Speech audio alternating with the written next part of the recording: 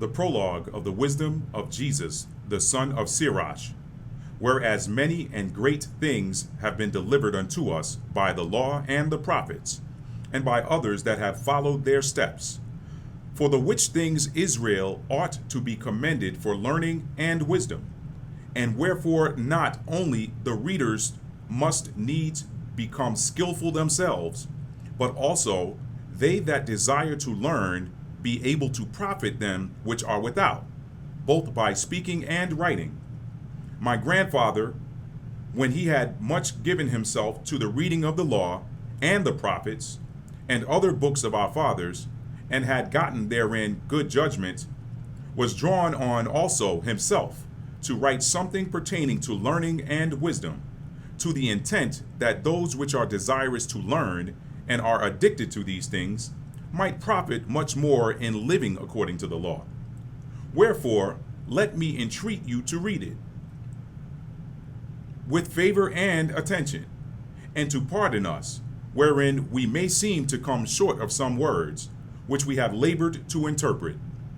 For the same things uttered in Hebrew and translated into another tongue have not the same force in them. And not only these things, but the law itself and the prophets and the rest of the books have no small difference when they are spoken in their own language. That was an excerpt from Ecclesiasticus, the first chapter, which Ecclesiasticus is one of the 13 books of the Apocrypha that were left out of the 1611, or that were taken out of the 1611 King James Bible. Now, hello and welcome back to another edition of Maddie's Rap, the show where we rap about things that guys rap about when we're hanging out. Now, if you're new to the channel, please consider hitting the subscribe button, and if you do so, hit the notification bell so that you can be notified when I upload a new video. Why is that important? Because if you're on YouTube like I am, the recommended videos can wash out any videos that you actually intend to see unless you hit that notification button and notification bell and slide the slider all the way up to all. That way when they send you recommended videos or show you recommended videos, you'll get a notification of when the videos you want to see have been uploaded. Now, and for those who are returning subscribers, thank you. Thank you so much for coming back. Thank you for a vote of confidence. The fact that you're back tells me that you like my content, and I appreciate that. I learned from it too. So now, you might be wondering, why did I read that passage of scripture? I'm going to be talking today about language, and I'm going off the cuff today. I'm going off the cuff. This is not script. I'm completely off. I shouldn't say off the cuff. I am going off script today, so I don't have anything scripted in front of me. I just kind of wanted to share with you my language learning journey. For those of you who don't know, some of the things I like to do in my spare time when I'm not, at work or whatever, or writing something or whatever, is I like to read. And also not only do I like to read, I have a passion for language.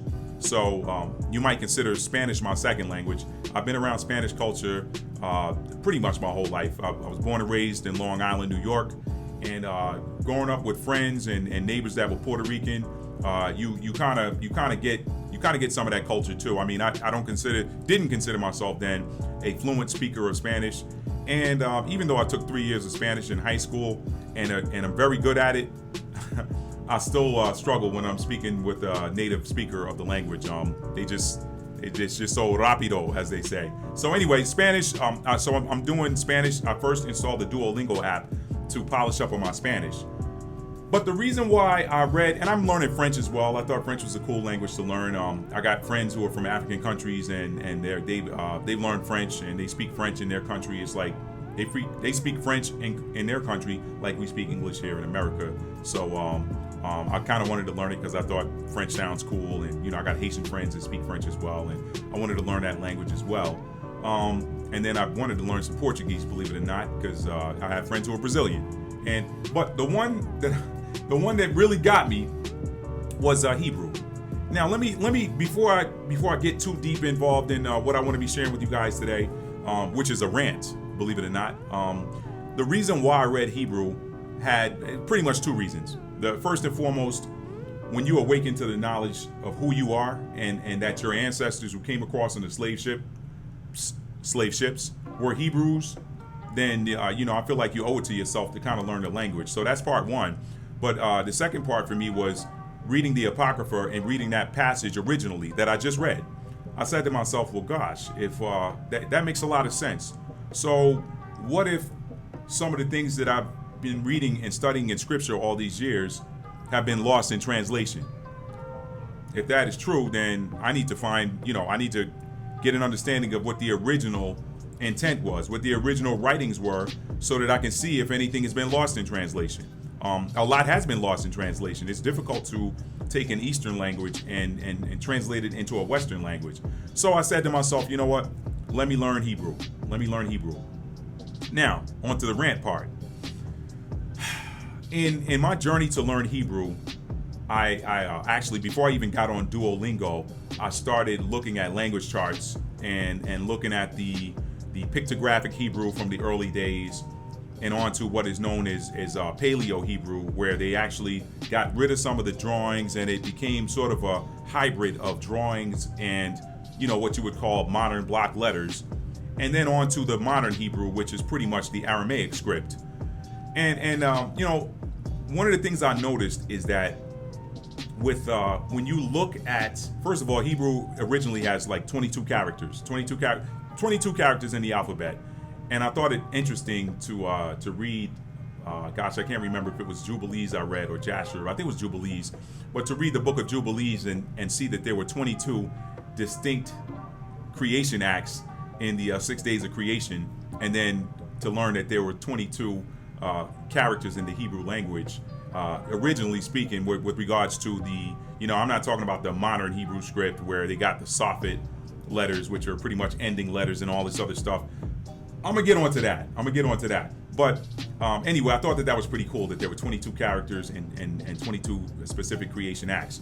But anyway, to get back onto my point, in trying to learn Hebrew on my own, the beginning for me was looking at language charts and looking at the pronunciation of those characters and trying to, just make sense of it and look at it and compare it to some photos I'd seen online of different artifacts and everything. And the first thing that occurred to me is how simple and yet powerful the Hebrew language is. All right, or was, I should say. Again, on to that rant in a minute. When you look at the original Hebrew language in the pictographic form, to me, I'm like, wow, how can you not learn this easily? Unless maybe I'm selling myself short. Maybe there's something there DNA wise that just, or maybe there's something there soul wise. I mean, because we know this isn't our first go around on this planet, right? So maybe there's something there soul wise. But anyway, I just found it fascinating how easy it was for me to pick up Hebrew by looking at the pictographic symbols. I'm like, this tells a story. You can build a word, you can build a sentence off these pictographic symbols, and it tells a story. So you kind of, if you don't know Hebrew but you understand these symbols and the symbolism, you can kind of get an idea of what is being said by looking at that inscription. Now, I mean, to learn how to properly pronounce it is a whole nother ball game. But even if you don't know how to pronounce it, if you understand imagery and you understand those what those symbols are, you can kind of tell a story. They tell a story. So, and I got a whole nother story I can tell you about some comparisons and some parallels I've seen between some of the different characters, but I'll save that for another video. Now, as you move forward to the Paleo Script, which again is, I would like to call it a hybrid of the pictographic Hebrew script and the modern block letters. It's kind of halfway pictographic, kind of halfway block. You start to see a loss of some of the symbolism. But if you're up on it, you can kind of still put it together. But then in comes the Aramaic script, which for all practical purposes might as well be Latin characters or Greek characters. It might as well be, because looking at those characters, you completely lose what the original pictographic symbols were. Like, they're lost. They're completely lost when you look at modern Hebrew and block block characters or whatever. It's completely lost. It's almost like, okay, it becomes a language that you're just speaking, but you don't make that optical. You don't make that optical connection to what you're looking at and reading. So once you don't make that optical connection, you start to lose the meaning, and then they become words. And I just thought that was cool. It's just an observation I made. But let me continue. Now, so on to Duolingo. Well, before I get to Duolingo, before I got to Duolingo, I went to a number of different websites, a number of different videos, listening to people on YouTube who are Hebrew teachers and comparing the teachings of the people today who call themselves, I ain't trying to get no YouTube beef with no YouTube admins, but look, we just having a conversation for the purpose of building, so y'all pay attention here.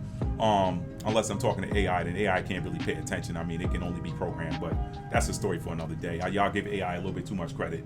AI, you're just dealing with the artificial intelligence of a man, okay? Don't give it more than it's due, okay? Any programmer will tell you that. All right, so, but I got off the road. Let me get back on the road there. I felt the boop of the tires going into the shoulder, so let me get off that shoulder.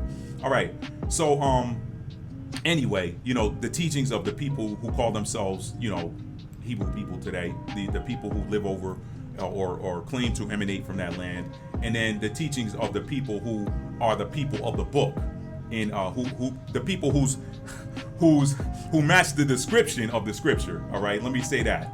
You got the people who don't match the description of the scripture, and the people who do match the description of the scripture. So there is quite a variance, a difference in the pronunciation of even today's block Hebrew characters. But for those who match the description, follow me now. For those who match the description of the people in the book, the Israelites of the Bible, there's a difference in the sound. Okay, there's a difference in the sound of those letters, the sound that those letters in that alphabet make, versus what is being taught today as modern Hebrew.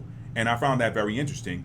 But I continued on, and as I'm continuing on with Duolingo and listening to the pronunciations that Duolingo says, this is what this word sounds like, this is what this word means, I got quickly frustrated.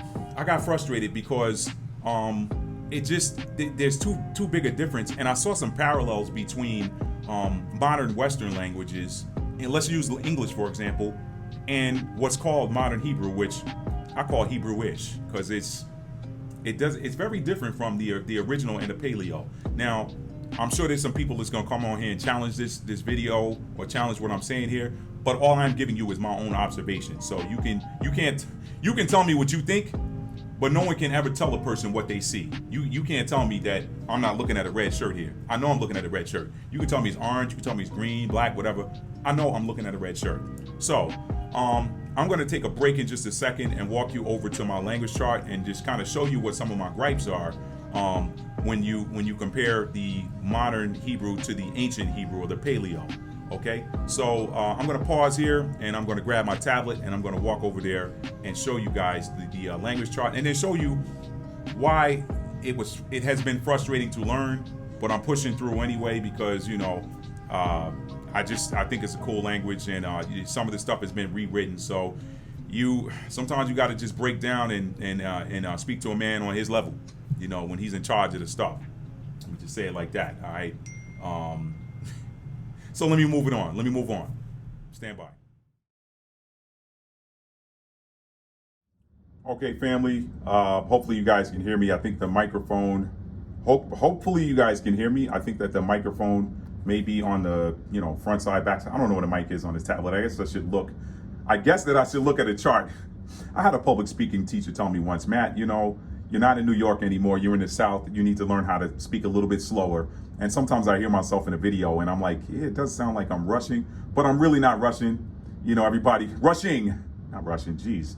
Everybody from New York talks fast. They do. Or they talk slow when they're trying to sound savoir-faire. You know what I mean? Know what I'm saying? Or you get a hybrid of, some fast words, some slow words. But anyway, y'all, I'm bull jobbing. Let me get on to the point. So this is a language chart I downloaded and had printed on corkboard.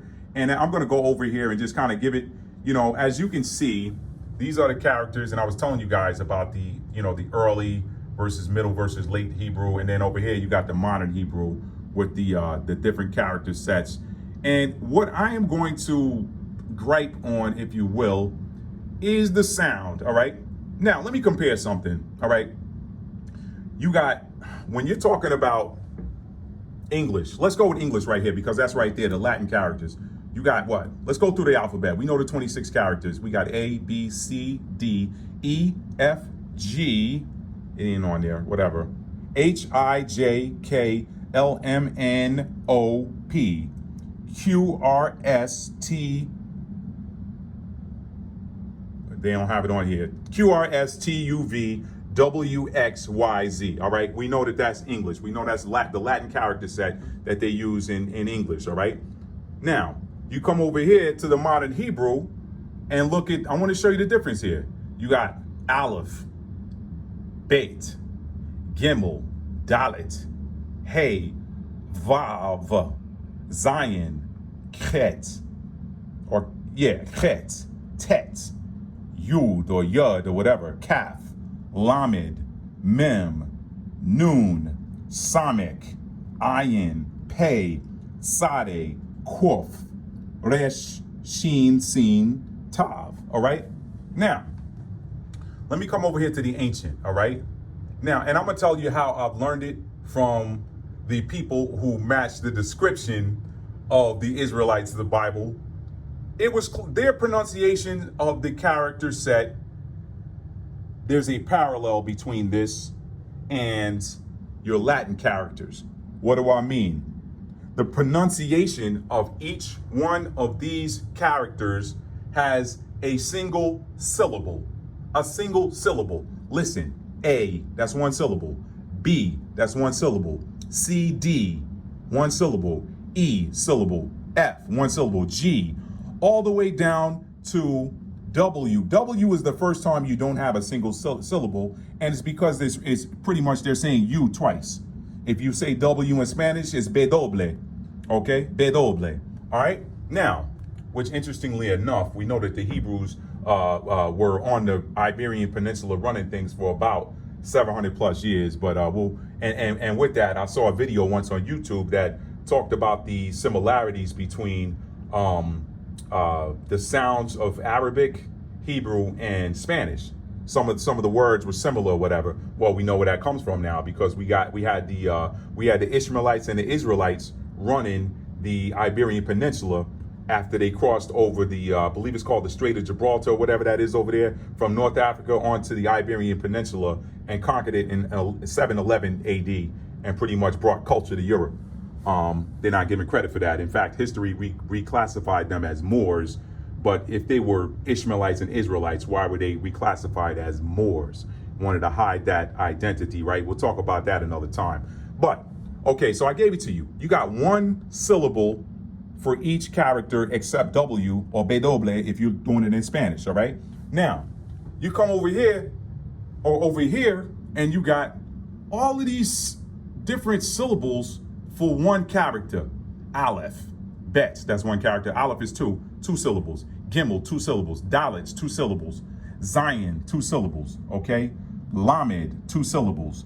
Samek, 2 syllables. Ayin, 2 syllables. Sade, 2 syllables, almost 3, okay? Kof, that's 1. Resh, Shin, Sin, and Tav, all right? So you got these double sounds or whatever, and not only that, but you got both vowels and consonants making up the sound of a single character. So I want you to pay attention to the differences because for me, that doesn't make a whole lot of sense. Now, when you go over to the Latin characters, and if you go to the description, or if you go to the pronunciation of the people that match the description of the Israelites of the Bible that teach this stuff, not in the modern way, it's the same. You've got a single sound or single sound or a single syllable. Now, let me go through this really quick on the way I've heard it pronounced by those teachers that match the description of the people or the Israelites of the Bible. Okay, here they would pronounce this: ah, ba, ga, da, ha, wa, za, cha, ta, ya, ka, la, ma, na, sa, I, or here it says God, but we know it comes over here, it's pronounced I. And if you look at that, that is the image of an I. So we see where it gets that I sound from. Okay, so you got I, pa, sa, qua, ra, sha, and ta. Okay, ta or ta, however they want to do it. Now, I'm not an expert on it, but do you see how that makes a lot? There's a parallel there between that and the Latin. I almost said makes more sense, but I'm not trying to get no wars or nothing right over this stuff. But you know, if you follow my work as a writer, you know that my central theme, or the central theme in everything that I write, is with every what there's a connected why. So my question in the search for why, and I always tell people, listen, don't stop at the what. Always investigate why, because the why is always more important than the what, because the why pretty much defines the what. I mean, what is the thing unless you understand what a thing is a thing for, or why a thing is a thing. You got to always understand the why. So with every what, there's a connected why. That's the central theme. And I published 3 books, okay? I published 3 books, and I published a number of articles on my blog, www.mdtalford.com, okay? But let me go ahead and switch back over to the front camera, and I'll wrap up with this, because I'm not sure there's anything else I need to show you guys here other than the differences here. You go from, and lest I forget, let me just cut this in real quick. So you got this character right here that they call Bet, you know, but look at the sounds it makes. One day it could be a B, one day it could be a BH, another day it could be a V. You know what I mean? It's like, but down here you got another character that should have a W sound, but you say that's got a V sound. So like, which one is V? You know what I mean? That's that same old English stuff. Like what sound is it? Is it an E? Is the E silent? Does the E make an E sound? Does it make an E sound? Too much confusion there. The original had 1 sound per character. 1 sound per character. Tell me I'm wrong. I ain't gotta listen to you. My point, and I've been saying this for a minute now. If you ain't me, you don't get to tell me who I am. I'm sorry. So I'm not listening to you. Listen, if you want to try to explain this away, what you cannot explain away is the obvious, all right? This is, you got 2 different characters here that's got a B sound. Is it a B or is it a V? You know what I mean? So anyway, man, let me get off of that. Back to the last thing I'll say on this alphabet chart. You know, when you're working with babies and teaching them, you know, the alphabet and stuff like that, you get them to sound out words. At least that's how I learned it back in the 70s or whatever. But you get them to sound them out by showing them the alphabet chart and asking them what sound it makes. So if I were to go through the English alphabet and someone said, they pointed to each letter and said, tell me what sound this makes, it would be A, B, K, D, E, F, G, H, I, J, K, L, M, N, O, P, Q, R or S, T, U, V, W, X, Y, Z. All right? Those are the sounds that I can recall from being a little boy. Say, Matt, show me what sound this letter makes. All right? Now, if I were to do the same thing with Hebrew, I don't know if this is going to be backwards or forwards when it shows up on the video, but anyway, it'd be pretty much the same thing. You know, you got A, B, G, D, H, W, Z, H, T, Y, K, L, M, N, S, I, P, T, T, K, R, Sh, T. So the same thing. You go by those. What sound does this letter make? T. I'm going backwards. T, sh, k, ts, p, I, s, n, m, l, k, y, t, h, z, w, h, d, g, b, a. That's it. Same thing. When you start getting over here and all this extra stuff, and then you got double sounds, like the bait. Is it a B or is it a V? Like, come on, man. Really. So you can see my frustration with trying to learn this language as presented, because it just does not flow with the way other languages that are spoken or learned or whatever. And here's my last thing for real. let me give you one example, probably the biggest example I saw of like things that are just nonsensical. Okay, so we talked about the letters, all right? So if you want to go with the ah, ba, ah, that sound is abba. Or if you want to look at the chart, if you want to go modern, for those of y'all that prefer the modern, all right, you got aleph, beit, aleph. What is that word? That is abba, okay? What does that mean? It means father, okay? Now, mother is ah, ma, ah, okay? Ah, ma, ah, okay? And I'm doing this obviously not looking at it. But what word is that? That's ama, right? So you wanna do some modern translations of that. Like in our community, sometimes you hear people, when I say our community, I'm talking about brothers and sisters, all right? You hear brothers and sisters in the spirituality community, they sometimes will call it, the male, the masculine spiritual leaders, they call them Abba, you know what I mean? Or I'm sorry, they call them Baba. They'd be like, yo, Baba Sudam. Like used to hear the word Baba Dick Gregory, whatever. So Baba is like father. It's like respecting, you know? They add an extra B in the front of it, but it's Abba and Baba is kind of the same thing. Now, you take that to Spanish, Papa, okay? Papa, Baba, Papa, same thing, all right? Mother, you know, in our community, you know, brothers and sisters, you know, spirituality community too. Sometimes you hear him call the female, you know, spiritual leader, advisor, whatever, they call her Amma. What is Amma? Amma is mother, okay? You put an M in front of it, you got mama, right? Okay, and that mama is the same in English, it's the same in Spanish, mama, okay? Now, but in modern Hebrew, I'm learning this on Duolingo now, they change the sound. So when you got Abba, ah, that's Abba. When you got ma, ah, they pronounce it Ima. And so like that's a problem for me, right? Because the ah sound, got gum in my mouth. The ah sound, ah, that's a high vibrational sound. That like rises up. That goes up to the heavens. Ah, you know, ah, whatever, you know, that's a high vibrational sound. But when you go E, that's a lower vibrational sound, right? So why, if the letters are the same, do you change the sound from Abba, or what should be Amma, to Ima? Like why you don't call the father in modern Hebrew Iba? Why you don't call him that? Why is he Abba and the mother's Ima? That's like a disrespect thing for me. You know what I mean? In our culture, you know, the women are respected. You know, you respect your mother, you respect your grandmother. You know what I'm saying? It's I don't know, man. Like that to me was like one of the biggest signs that, you know, you change the language and like, why are you doing it? You know what I mean? So like Abba and then Ima, really? So you can't give that same vibration to women with the ah sound that you do to men? Abba, Amma, right? We don't call our mother over here. We don't say Papa and then Mima or Mimi. It's Mama.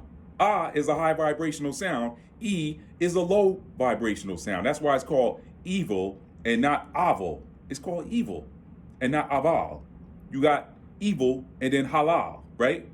Hallelujah, not hallelujah. See the difference? High vibration, low vibration. So y'all come talk to me, man. Y'all talk to me, yo. It's they changed the language. They changed it. It's not original. And so that is my frustration trying to learn it, but I'm pushing through it so that I can read it. That's why I started on this journey. I don't like it, but the people purveying it right now, they're presenting it a certain way. So I got to learn it so I can read it, but I got to keep my mind strong to remember that this isn't the way this is supposed to sound. So I'm gonna say it the right way. All right, I'm gonna read it. When I'm reading it on the paper, I'm gonna hear it a different way because I know how it's supposed to sound. All right, just wanted to add that.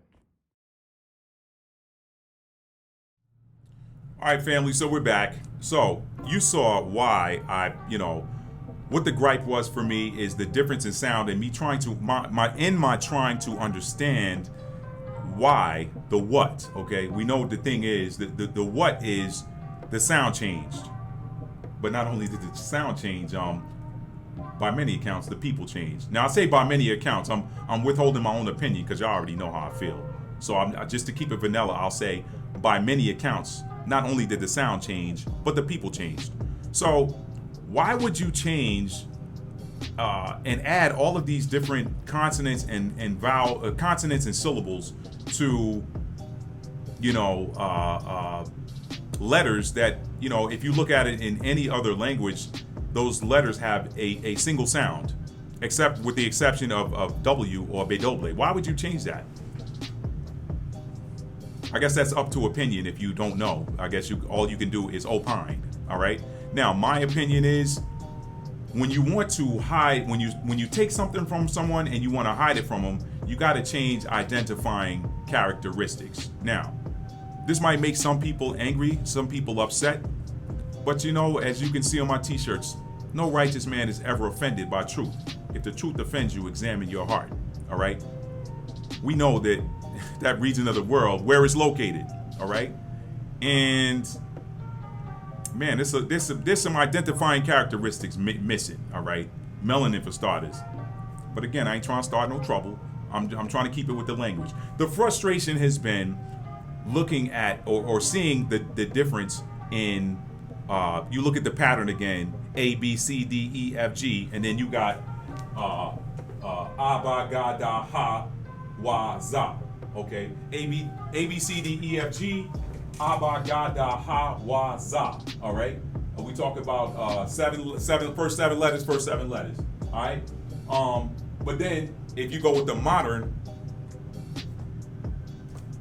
delivery of the language, then you're dealing with Aleph, Bet, Gimel, Dalet, He, Vav, Zayin. So when you look at the Masoretic, what you see is the Masoretic text. You see where they added all these dots and dashes, and that is to take a consonantal language and introduce or force vowels. Now, it's hard because again, when it doesn't make sense to you, you're looking at it, you're like, I'm honestly, I'm gonna wrap this video up, y'all, because I'm already frustrated talking about it, and this has been my frustration dealing with trying to learn the only I don't want to say the only, because there's some brothers and sisters out there trying to reestablish the language, if you will. But the frustration has been I've seen some videos that compare Yiddish to Hebrew, and they sound identical. When I say Hebrew, I'm talking modern Hebrew. They sound identical. And it's just like, but when you listen to, like Bantu people speaking their native tongue and them giving you the representative words of, the things that, it's hard, y'all. It's hard. And maybe I don't even know if I want to upload this video, but I want to keep this real because it's off the cuff and it's from the heart. I guess what I'm trying to say is the modern Hebrew is so far away from what the original language is. There's a part of me that's like, why am I learning this like this when this isn't the way my ancestors spoke it?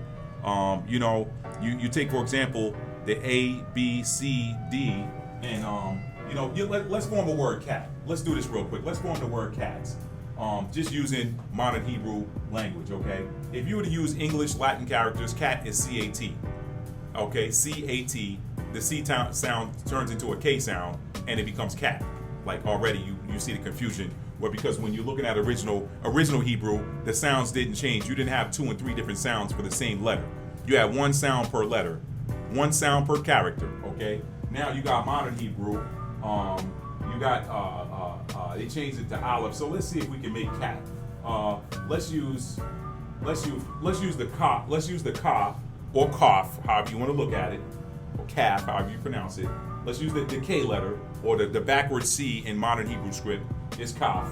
And then let's use the A or the Aleph if you want to use the modern interpretation. And then let's use the tet or the ta, however you want to do it. Now, if you were to pronounce that in English, that's cat. You got 1 sound, you got the k, a, t, cat. 1 sound, the sound matches the sound of the letter, just all put together. Now, if you were to do that here, it would sound like Kaleftet.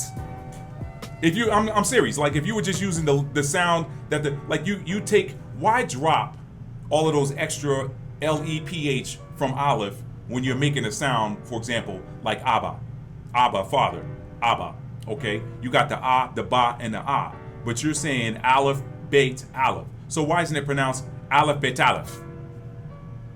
I mean, if you're going, so if you're not going to use those extra letters, why even have them in there? Unless there's another reason, some might say nefarious, you want to hide that original sound, that original vibration. So I'm gonna end on that note. I'm probably gonna do another video on this as I'm continuing to dig deep. But I gotta tell y'all, man, modern Hebrew has been an interesting language to learn, because in my heart, I know I can learn any language. Language is one of my strong points. I know I can learn any language, but for some reason there's some heart space energy going on, because between here and here, the heart and that third eye, I know that this is not the way that my ancestors spoke it. So my struggle is visualizing what the modern characters look like, using the ancient pictographic, and trying to read these words and see the sense that it would make if I translated it into the ancient character set. And some of the words just don't make sense. And when you listen to some of them sound like they were made up. And I saw a video someone did, my man Thoughts Camera Action out in England, he did, or UK, whatever, he did a video talking about Eleazar ben Yehuda, and how he made it his purpose to revive what was a dead language, or whatever they called it a dead language. The truth of the matter is the original inhabitants of the land of Judah, and the original 12 tribes were driven off. Some left of their own volition after the Assyrian captivity, never came back, and then Judah was the last holdout. They warred with the Romans for like 5-6 years, whatever, and then they were driven out finally. So the language, the original language, wasn't tied to a nationality. But truth be told, a lot of the Hebrews had already started dropping their native tongue for Greek and then Latin, trying to sound like the colonizers. Just keeping it 100 with y'all. Don't get triggered. Just keeping it 100. So it's tough when you know that the way it's being spoken today is not the way that it was spoken. And it's been, you can listen to it and tell it's been very Europeanized. You can look at the makeup of the letters and all of these additions to the vowels. People say, well, it doesn't make sense to have a consonantal language. You can't have an all consonantal language without having vowels. The vowels are implied. If I never told you there was vowels in the original, if I only taught you the original Hebrew sounds and you put all those words together, the vowels are implied. They come out anyway. I mean, the vowel sounds are built in. The difference is you ain't laying into these vowels like you do in English. English, the Western languages, you lay into the vowels. The Eastern languages, you hitting them consonants. You know what I'm saying? Vibration versus wind. That's a whole nother lesson for y'all. If y'all ain't ready for that, I'll do that another time. But anyway, let me wrap this video up, because I can just go on and on. What are you gonna do at the end of the day, Matt? I'm gonna keep pushing through it. For those of you who speak modern Hebrew or whatever, and it's your first language or whatever, listen. If you get offended by this, I mean, I'm just sharing an opinion. I'm just sharing an opinion. So if you're offended, just as my aunt used to say back in the day, tough titty. That's your business. I'm here because I know who my ancestors are. I know what they spoke, and I know that this ain't it. This ain't it. I know that they did use the Aramaic script. When they came back from the Assyrian captivity or whatever, that they were using the Aramaic script, and they dropped the Paleo script. But a lot of them were still using the Paleo. So it was a transition. It was a transition from pictographic, when they were in the lands of the pharaohs to the Paleo, where it was kind of a hybrid between the pictographic and the block onto the final block. But I'm just here to say, just to recap, when you look at block Hebrew letters, they have lost the meaning of the pictographic, because it's just a word that's there that doesn't have any apparent meaning. Now, when you look at the original pictographic, there was an apparent meaning there, even if there was no sound. You could look at it and see the apparent meaning. And that's the difference. But I'm gonna keep pushing through, because right now I don't know of any. There's one dude out there that calls himself. I ain't gonna even get into him. There's a dude out there teaching something called. I'm not even gonna say what he's teaching, but he claims to have the original sound down.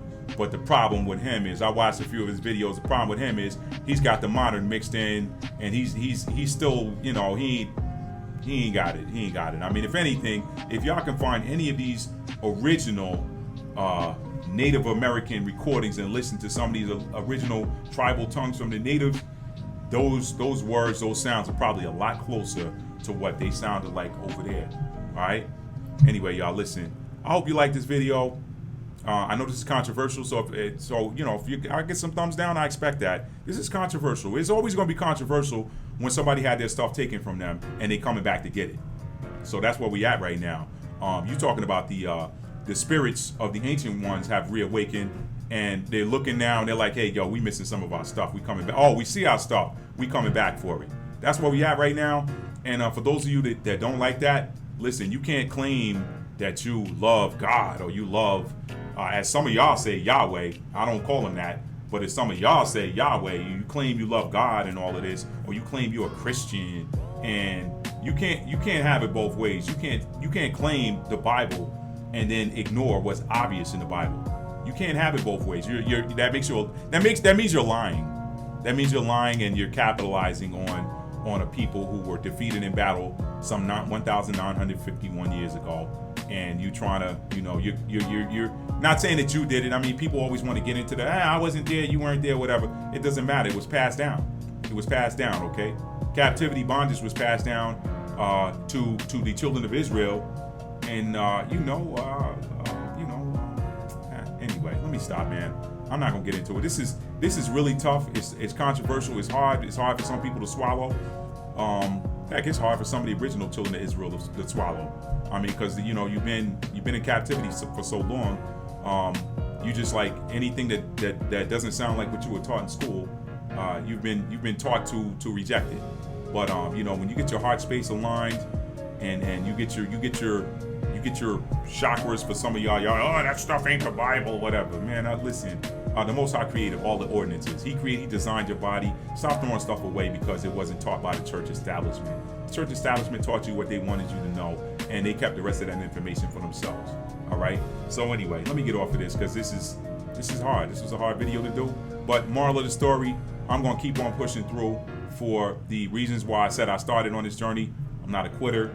So I'm gonna go all the way through that last module on Duolingo. I don't know how long it's gonna take, but I understand that it's probably going to take me a little bit longer maybe than some people, because I am fighting hard to hold on to, trying to make this translation between what the original character set looked like and the original sound was versus this modern representation of what is an amalgamation of a lot of Yiddish and a little bit of Hebrew, in my opinion, from what I've seen. So anyway, y'all, you got a comment, leave it below. Please keep it respectful. If it's not respectful, I'm going to delete it. And I don't want to get into that because whether we agree with people's opinions or not, everybody deserves to be heard. And you never know what you're gonna learn from somebody else. So I might not agree with you, but you may drop a point or two that is relevant or useful, and I might be able to learn something from that. So we're very few people are we going to agree with 100%. But the beauty of this experience is, if your heart's in the right place, you can always find some degree of common ground. Anyway, thank you for watching. Again, if you like this video, give it a thumbs up. If you don't like it and you want to give it a thumbs down, do your thing. But just explain why in the comments why you're giving it a thumbs down. All right. And thank you guys for watching. I know it's not an easy topic, but it is what it is. Talk to you later.